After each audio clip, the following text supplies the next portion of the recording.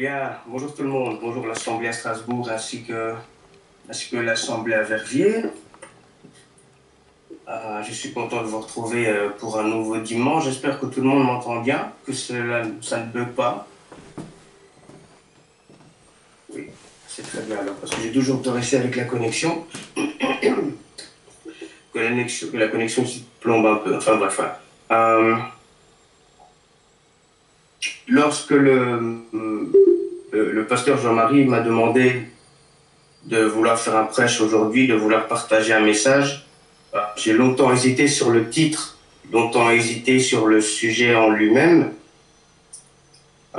sachant que ce n'est pas une chose facile de faire une prédication. Et comme à chaque fois, c'est Jésus qui choisit pour moi, comme à chaque fois, c'est le Saint-Esprit qui l'a envoyé, qui a su m'aider, qui a su me consoler, n'est-ce pas, l'esprit de consolation, qui a su m'aider en esprit, en vérité. Et ça m'a fait rappeler une chanson que mon frère Rachid m'a fait découvrir il n'y a pas longtemps. C'est Surpris. La chanson s'appelle Surpris. Et en fait, dans la chanson, il dit « Il m'a surpris, Jésus m'a surpris, agréablement surpris ». Alors ça m'a donné l'idée, l'importance de la foi. Voilà, l'importance de la foi. À quel point est-ce que c'est important pour le chrétien, déjà d'une part de déterminer sa foi, de connaître l'identité de sa foi, de déterminer les limites de sa foi, de déterminer les limites accordées bibliquement, celles qui sont conformes à la Bible, ne pas devoir les dépasser, ne pas vouloir les dépasser. Ensuite, dans un certain temps, dans un autre temps plutôt, comment exprimer cela actuellement au XXIe siècle. J'aime toujours le côté pratique. Alors ce qu'on va faire, c'est qu'on va prendre notre Bible et on va lire ensemble en Luc chapitre 7, verset 36. Luc chapitre 7, verset 36.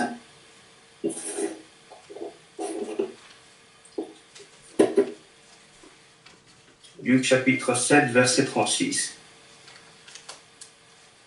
Un pharisien pria Jésus de manger avec lui. Jésus entra dans la maison du pharisien et se mit à la table. Et voici une femme pécheresse qui se trouvait dans la ville. Et ensuite qu'il était à table dans la maison du pharisien, apporta un vase d'albâtre plein de parfums et se tint derrière, aux pieds de Jésus. Elle pleurait. Et bientôt elle lui mouilla les pieds de ses larmes, puis les essuya avec ses cheveux. Les baisa les oignits de parfum. Le pharisien qui l'avait invité, voyant cela, dit en lui-même, « Si cet homme était prophète, il connaîtrait qui et de quelle espèce est la femme qui le touche. Il connaît, c'est une pécheresse. » Jésus prit la parole et lui dit, « Simon, j'ai quelque chose à te dire. »« Maître, parle, répondit-il. » Un créancier avait 2 débiteurs. L'un devait 500 deniers et l'autre 50. Comme il n'avait pas de quoi payer, il leur remit leur dette. Lequel l'aimera le plus? Simon répondit, celui, je pense, auquel il a le plus remis. Jésus lui dit, tu as bien jugé.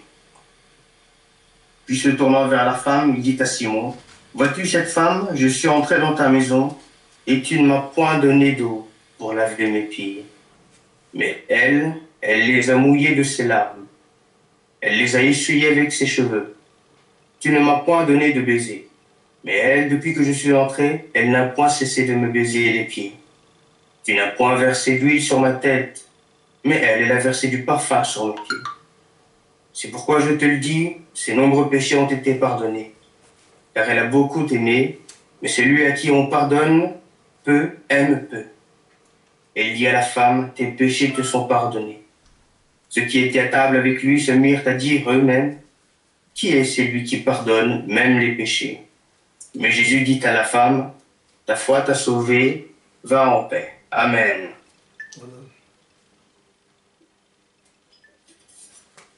Bien, pourquoi est-ce que j'ai choisi ce passage en Luc chapitre 16? Bien, tout simplement parce que ça démontre pour moi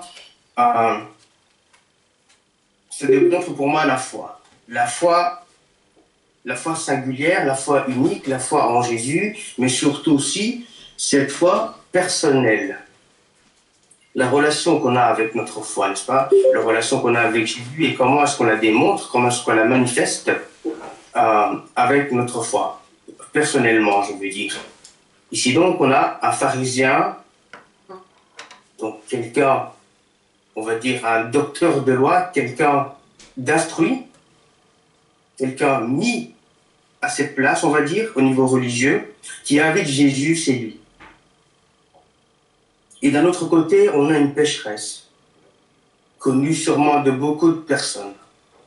On n'a pas indiqué son nom, on n'a pas indiqué son âge, on n'a pas indiqué son métier. Tout ce que nous savons, c'est que cette personne est une pécheresse. Et que dès qu'elle est entrée dans la maison du pharisien, donc d'une personne estimée de tous et de toutes, elle a été jugée. Mais bien aimé, comme dirait mon frère Jean-Pierre, mais bien aimé, imaginez-vous actuellement alors.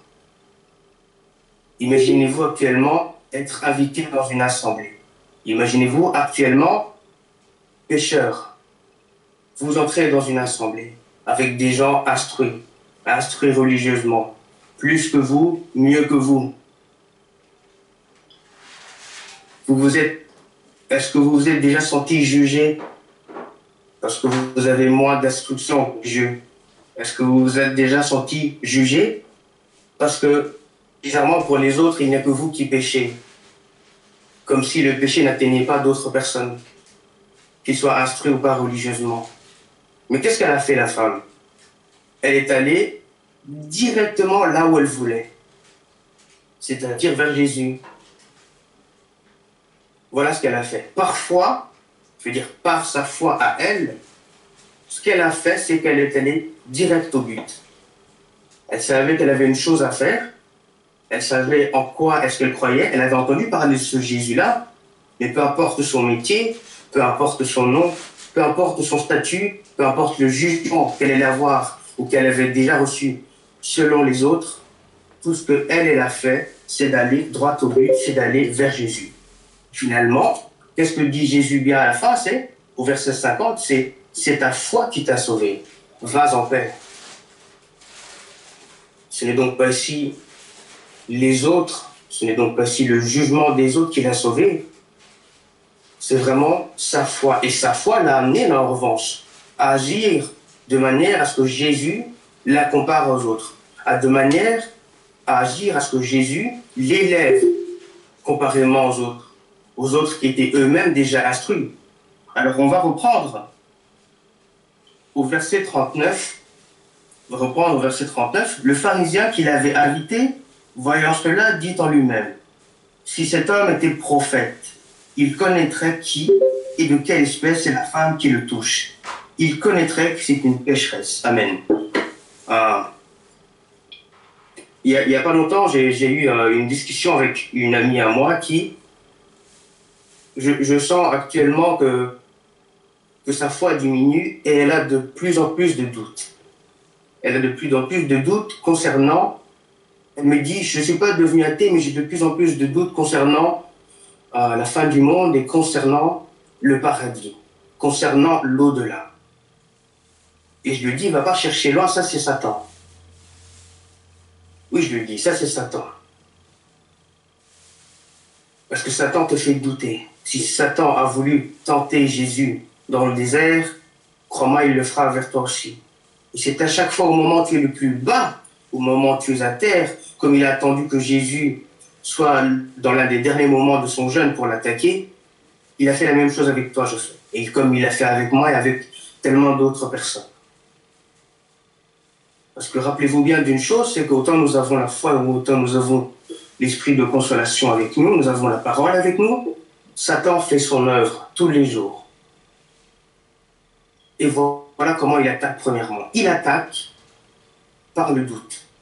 Regardez comment il est rusé. Il prend, on va dire en otage, entre parenthèses, le pharisien et il lui fait douter. Il fait douter le pharisien qui lui a été instruit, qui lui-même a invité Jésus chez lui. N'est-ce pas? Il fait douter le pharisien en disant qui est cet homme finalement? Qui est s'il était vraiment prophète, il ne ferait pas de telles choses. Combien de fois avez-vous déjà entendu, si Dieu existe vraiment, il ne serait pas telle ou telle chose arrivée? N'est-ce pas? On a déjà entendu ce genre de propos. Si Dieu existait vraiment. Moi, ça m'a déjà touché, ce genre de propos, parce que, non pas que ça remettait en doute ma foi, mais tout simplement parce que je me disais, comment pouvoir aider ces personnes-là? Déjà qu'elles ne croient pas en Dieu, mais ça, en plus, elles veulent te faire douter toi-même par ta foi, avec soi-disant l'inexistence de Dieu, ça allait être compliqué. Alors regardez bien ici, pourtant, à quoi est-ce qu'amène justement le doute du pharisien? Le doute du pharisien l'amène tout simplement au jugement, car il dit bien, il connaîtrait que c'est une pécheresse. Donc ça veut dire que même s'il pense que Jésus est le Messie, il y a quand même le côté pécheresse de la femme qui le dérange. Il y a quand même le côté pécheresse de la femme qui voile ses yeux, n'est-ce pas? Il y a quand même le côté pécheresse de la femme qui l'empêche d'accueillir cette femme-là au sein de chez lui. Au sein de chez lui, oui, chez lui. Récemment, j'ai posé une question. Est-il normal ou est-ce que c'est méchant d'être méfiant envers les visiteurs dans une assemblée? Est-ce que c'est normal d'être méfiant? Oui, il faut être méfiant. Il faut être méfiant. Les loups peuvent attaquer de nulle part, de partout et de nulle part. Les loups attaquent les brebis, attaquent les moutons. En revanche, ne soyons pas comme le pharisien. Ne jugeons pas. Le pharisien aurait pu, en effet, s'approcher de Jésus et lui dire, maître, ou rabbi, comme il le faisait à l'époque, ou rabouni, qu'allons-nous faire? Que vais-je faire? Je pense plutôt qu'il a pensé à lui-même, n'est-ce pas? Il a voulu émettre un jugement bien manifeste pour tous, pour bien rappeler qu'un pharisien ne peut pas faire rentrer chez lui une femme pécheresse, même s'il y a le Messie à côté. Alors qu'offre-nous aujourd'hui, en 2021, lorsqu'une personne pécheresse s'approche de vous, ne connaissant ni son nom, ne connaissant ni son âge, tout ce que vous savez d'elle, tout ce que vous avez entendu de cette personne, c'est qu'elle est pécheresse. Allons-nous nous arrêter avec ce voile? Allons-nous nous arrêter où c'est une femme pécheresse ou c'est un homme pécheur, hein? D'accord? N'oublions pas les hommes aussi, il y en a pour tout le monde. C'est un homme pécheur. Est-ce que je vais en rester avec cette personne? Est-ce que je vais faire comme le pharisien, aller directement au jugement, ou vais-je plutôt me tourner vers Jésus? Vais-je plutôt me tourner vers la prière? Vais-je plutôt me tourner vers la Bible? Quelle attitude adopter? C'est pour ça que Jésus lui rétorque directement par une petite histoire sur la personne qui en amène le plus. Et finalement, qui en a emmené le plus, si ce n'est la femme pécheresse? Ça fait penser à les apparences sont souvent trompeuses, n'est-ce pas? Ce qui est vrai, les apparences sont souvent trompeuses. Si on pourrait croire que c'est le pharisien qui a le bon rôle à l'époque, on aurait pu croire ça. Vu que tout le monde s'était arrêté à cette image-là, pécheresse de la personne. À cette image mauvaise de la personne, n'est-ce pas? Comme si la personne était perdue et qu'il n'y avait aucun autre espoir. Mais encore une fois, si les gens voyaient mais ne regardaient pas, ils regardaient mais ne voyaient pas, n'est-ce pas? Ils avaient des oreilles mais n'entendaient pas, n'écoutaient pas. Le Messie était bel et bien devant eux. Et en tant que sauveur, en tant que Seigneur, ils auraient pu se dire directement, mais ça va en fait. J'ai invité Jésus chez moi. Normalement, j'ai dit, ben normalement, la bonté surabonde dans ma maison. N'est-ce pas? C'est rempli dans ma maison, c'est rempli de Jésus dans ma maison à partir du moment où il a posé un seul de ses pieds chez moi sur le palier. Rappelez-vous à quel point Zachée était content de recevoir Jésus. À quel point il était content de recevoir Jésus. Ce pharisien aurait dû adopter le même comportement. Ça y est, c'est bon là en fait. Voilà comment si je manifestais ma foi. Ça y est, c'est bon, Jésus est chez moi là. Je suis tellement content. Peu importe qui voudrait entrer ici, tant mieux, venez. Venez voir avec moi, venez témoigner avec moi. Venez manifester sa gloire avec moi aussi.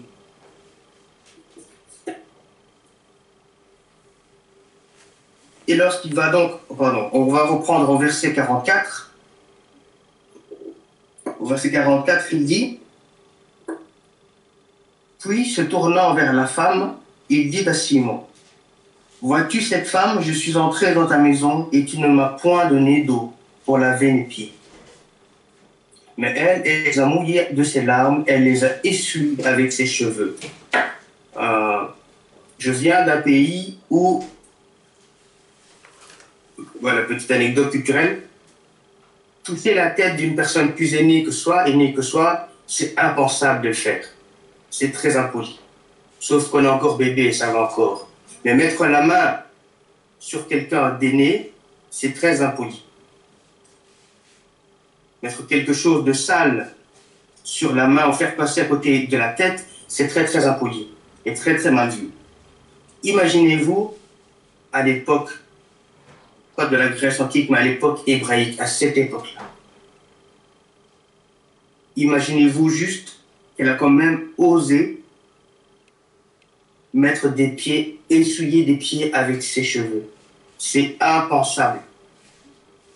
C'est juste impensable. Pour n'importe lequel d'entre nous ici, imaginons-nous 2 secondes essuyer les pieds de quelqu'un que l'on ne connaît pas, qui en plus, à l'époque, était connu pour traverser toute la Judée, toute la Galilée.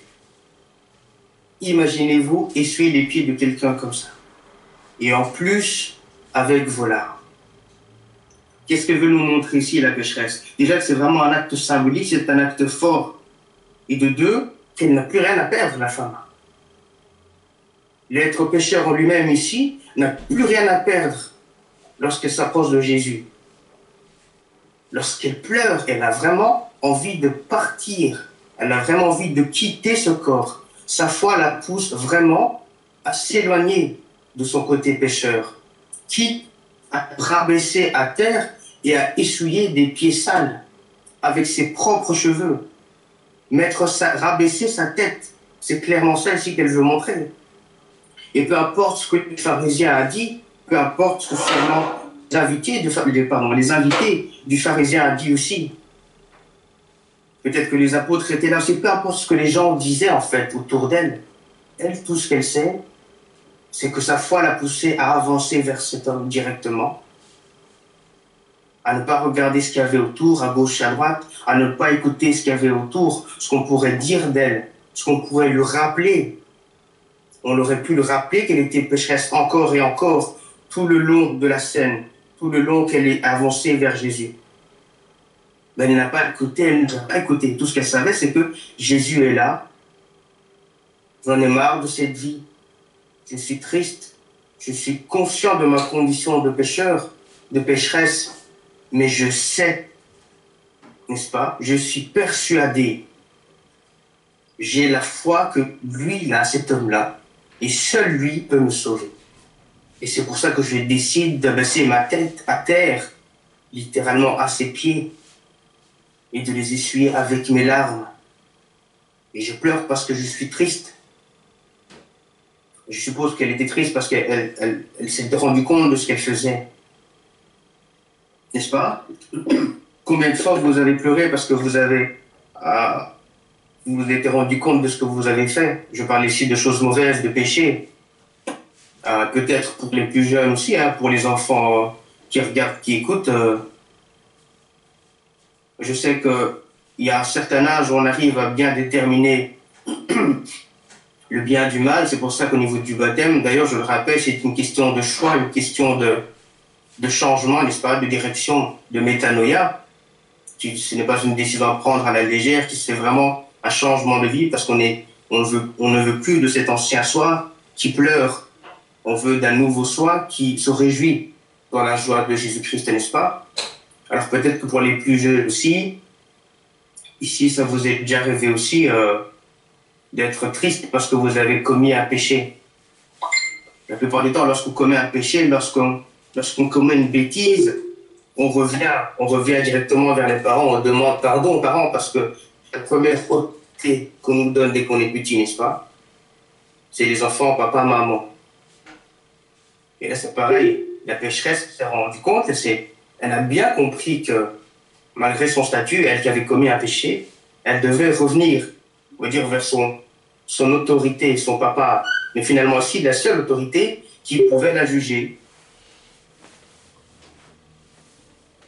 Ensuite, au verset 47, c'est pourquoi je te le dis, ses nombreux péchés ont été pardonnés, car elle a beaucoup aimé. Mais celui à qui on pardonne peu, aime peu. Ah, c'est pourquoi je te le dis, ses nombreux péchés ont été pardonnés, car elle a beaucoup aimé. Ah, ici Jésus nous montre un comportement, on va dire un leitmotiv. Jésus nous parle beaucoup d'amour. Ça, j'ai remarqué, il parle beaucoup d'amour. Il est beaucoup plus dans le partage, dans le venez à moi, aimez-vous les uns les autres. Il est vraiment dans cette optique-là, on va dire, de tout le monde a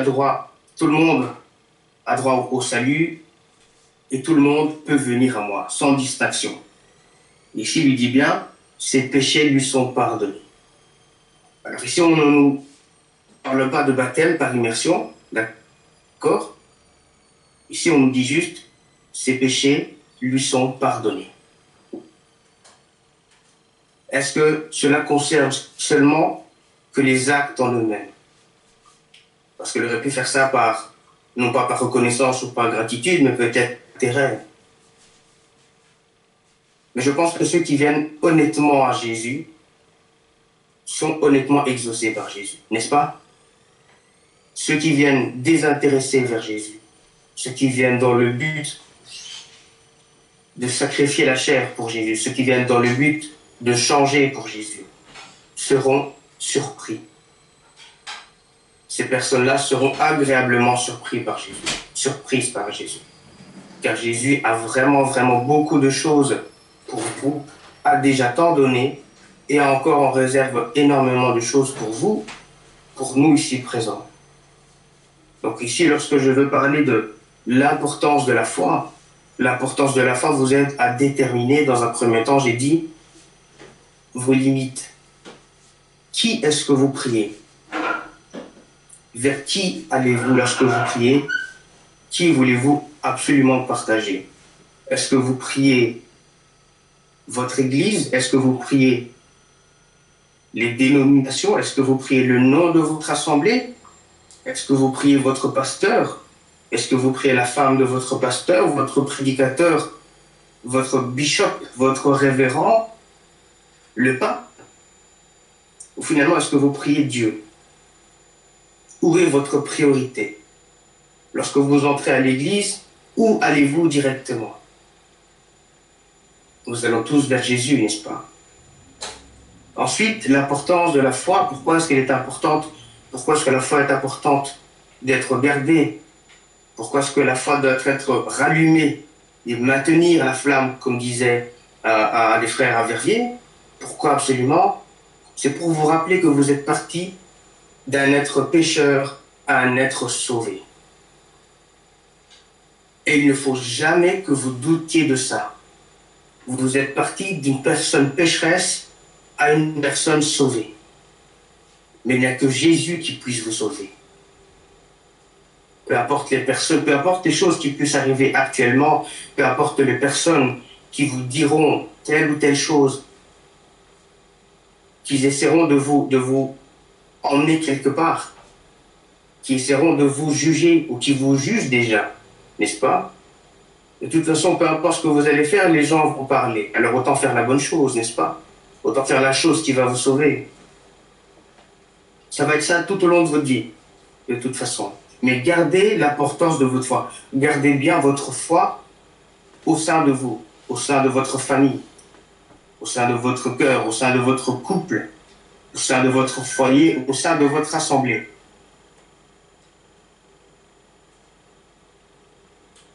Voilà à quel point c'est important. Mais cela ne s'arrête pas là. Montrez-le. Montrez votre foi, manifestez votre foi.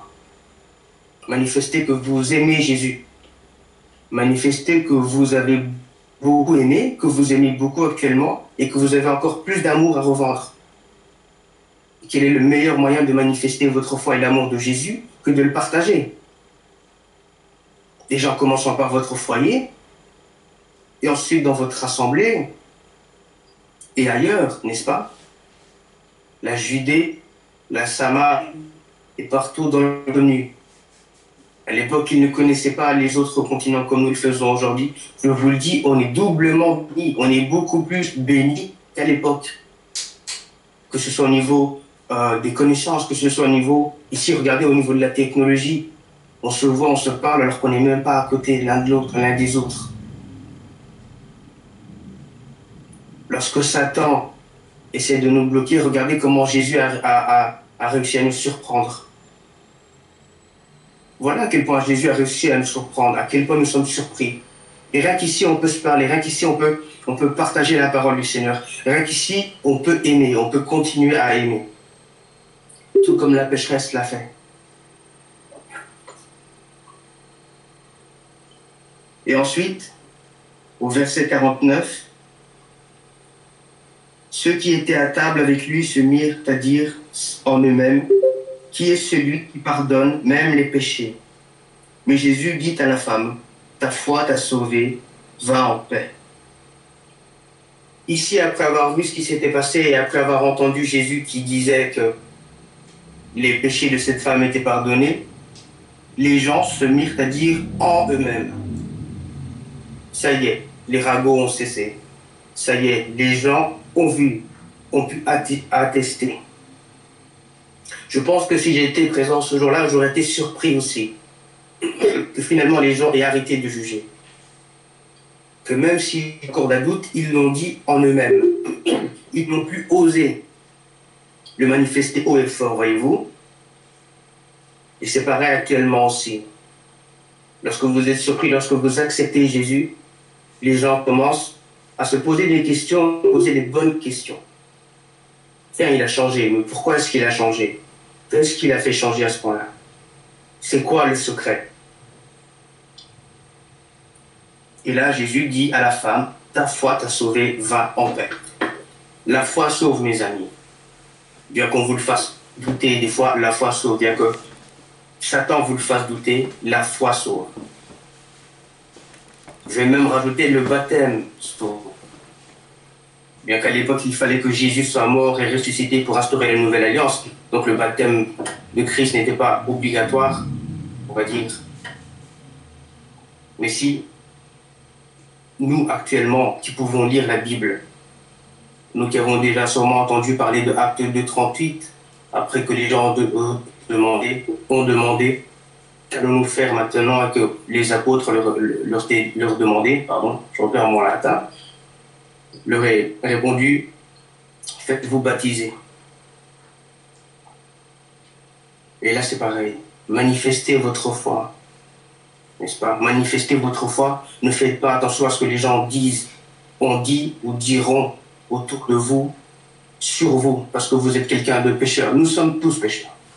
Tous autant que nous sommes. Hommes, femmes, enfants, sans distinction. Il n'y en a aucun qui a le droit de vous juger.